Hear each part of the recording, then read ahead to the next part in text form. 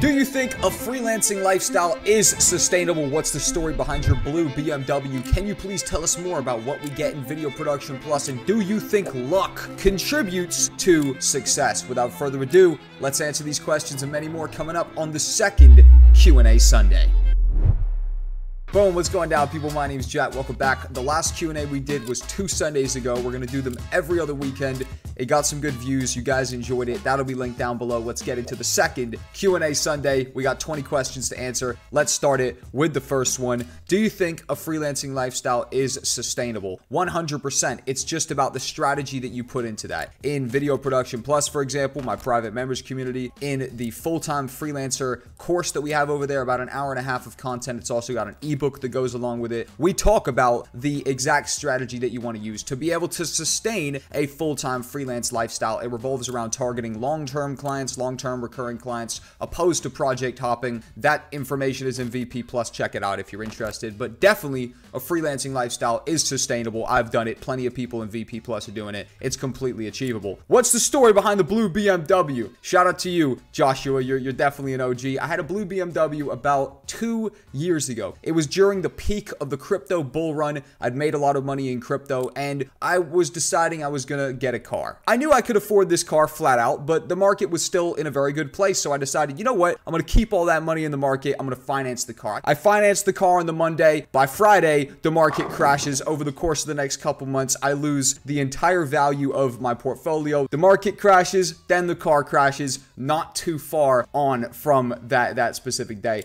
Very funny looking back. At the time, it was relatively annoying. However, I always make the most out of a bad situation. As soon as we looked around and realized everyone was okay, we laughed. I had a cigar in my car that I was saving to celebrate something. We celebrated the car crash, because what are you going to do? What are you going to cry about it, or are you going to laugh about it? A tractor actually had to come and separate the two cars. It was quite the fiasco. And I haven't gotten a car since, because it was my first car, and I crashed it in 6 weeks. So any insurance company that I go to now pretty much laughs me out the door. Can you make VP Plus DaVinci Resolve friendly? 100%. We have a massive Premiere Pro course. We have a massive After Effects course. We have a massive Photoshop course. And we're bringing a massive DaVinci Resolve course as well, so you guys can expect that. How do you build a portfolio when you're just starting out, especially when no clients want to work with you without seeing one, but you need to have one to get some work? You need to do passion projects, aka stuff with you and your friends that shows competence and put together some projects, or you need to do free work. You can offer free work to a bunch of different people. The first one might not accept, the second one might not accept, the sixth might not accept, but eventually you can only ask so many people to do free work for them before someone says, hell yeah, come and do some free work for me, and then you have a sample. You only need 1 or 2 or 3 samples, and then you can show that as a proof of concept and quote the next client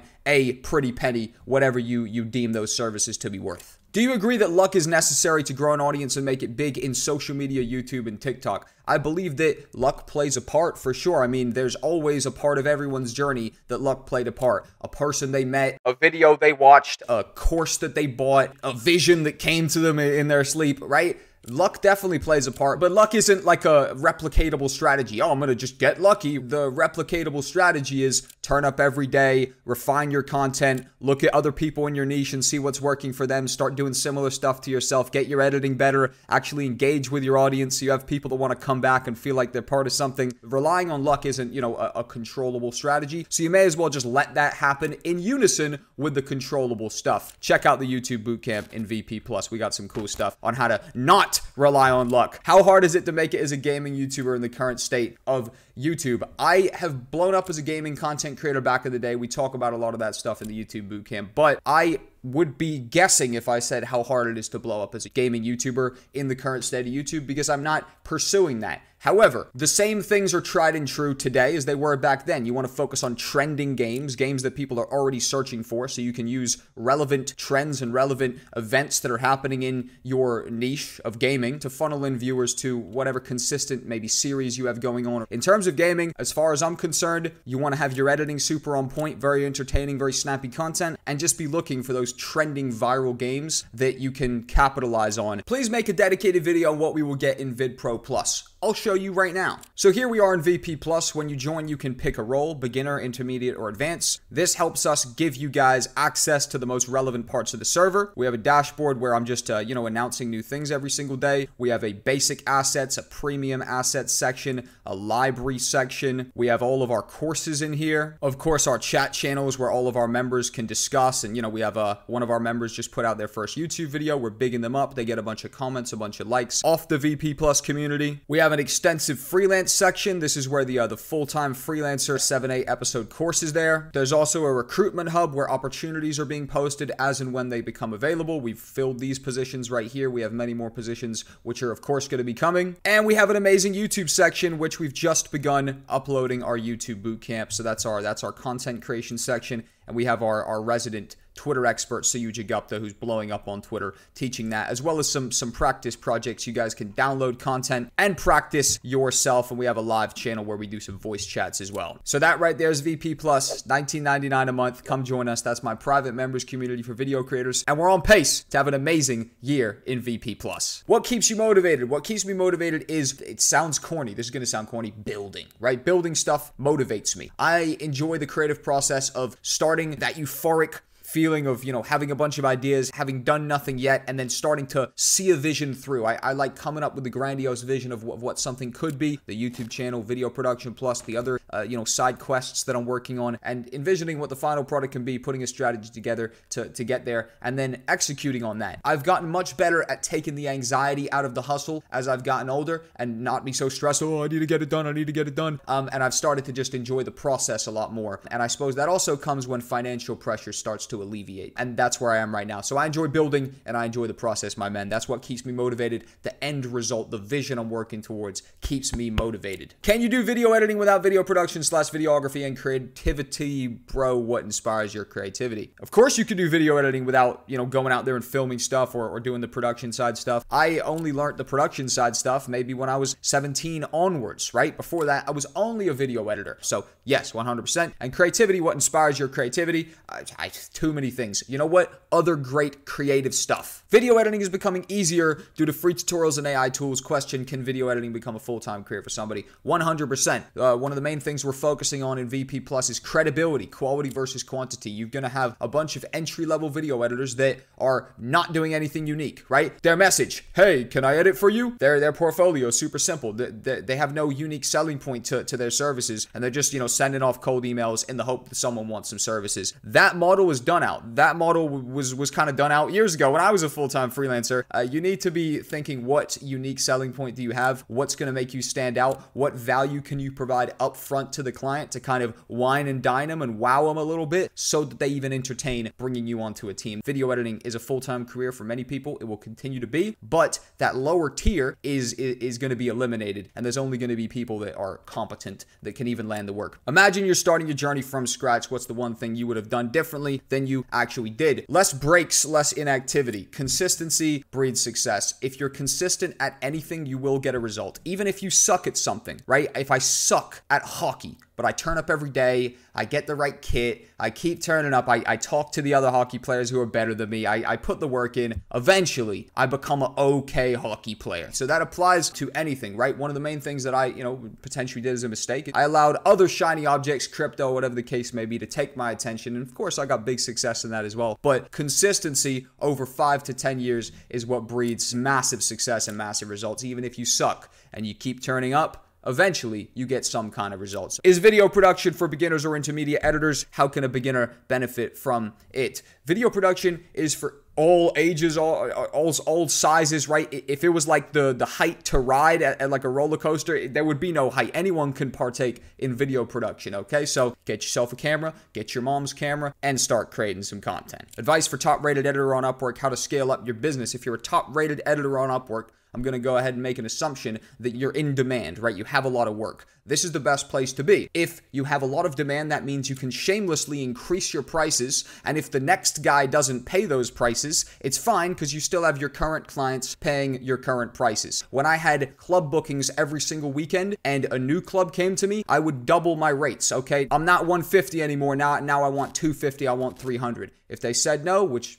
A couple of them did. It was no problem. I still had my club bookings well into the next few weeks. Thoughts on Upwork, brother? Upwork is a great place. I hire a lot off Upwork these days because I'm not a full-time freelancer myself. Building out my agency, we're hiring some people for there in terms of, lead gen people and stuff like that, and various other roles I always hire from Upwork. I like Upwork from a client perspective, and it is pretty much the best place in terms of a freelance website to go and be able to pull in work as a freelancer as well. But there's a lot of competition. You want to think first about how you stand out. What color is your Bugatti? I, unfortunately, am still working on getting another colored BMW. So maybe the Bugatti comes in a few years. If I could get one color Bugatti, I would get invisible so you never see me coming. What do you think about a long-form video editing agency? Do you think it will get commoditized in the future like short-form content agencies? Is it scalable and future-proof? Long-form editing agencies in terms of editing podcasts and things like that, I believe those are already commoditized, right? In the future, like short-form agencies, everyone and their dog's popping up with a short-form agency. However, even though there's a lot of, competition, that clearly means it's a sector with a lot of demand. Micro-content is everything now. Micro-content, shorts, TikToks, it's everything. Reels, all this stuff, right? So to answer your question, long-form video editing agency is already getting done just like anything. However, any model can be done still. You just have to find what your unique twist on it is. For example, this is my agency that we're starting to scale, Tube Talent. It's still just a video editing agency, but my unique selling point is I'm tackling the sort of credibility aspect by putting myself as the manager behind it. I'm a YouTuber, 400,000 subscribers. Come let me manage your creative team, opposed to someone else who, doesn't have as much firsthand experience. Our unique selling point is we're not just offering editing, we're offering everything. We're doing video editing, micro content, thumbnail design, and keyword research and SEO. So we do the whole package for YouTube management. At the moment, I have one recurring client. I'm in the process of figuring out how to make more time and edit faster to allow myself to handle more clients. How do you manage things better? First off, your process is going to naturally improve and your muscle memory is going to get to the point where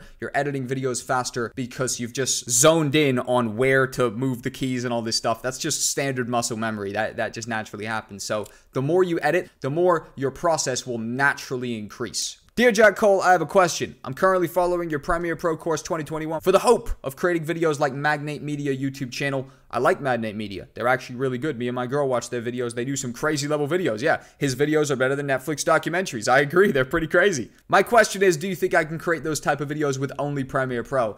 After Effects is needed, my friend. I believe they are using After Effects. I'd be very surprised if they can do the 3D camera stuff that they're doing. If they're only using Premiere Pro, you would need to bounce that through Dynamic Link or even just build the whole thing in After Effects alone. However, we have a free Adobe After Effects masterclass, so you can check that out. Learn Adobe After Effects for free, and boom, that's a pretty good value add. Check it out for free. How to stay consistent and disciplined. Get a routine going. Routine's the best way to stay consistent and disciplined because it only takes, about 2, 3, 4 weeks and then you're in the zone. As a college student, what's the best way to get up some cash? Not much. I just need $300 a month. Why am I blurring?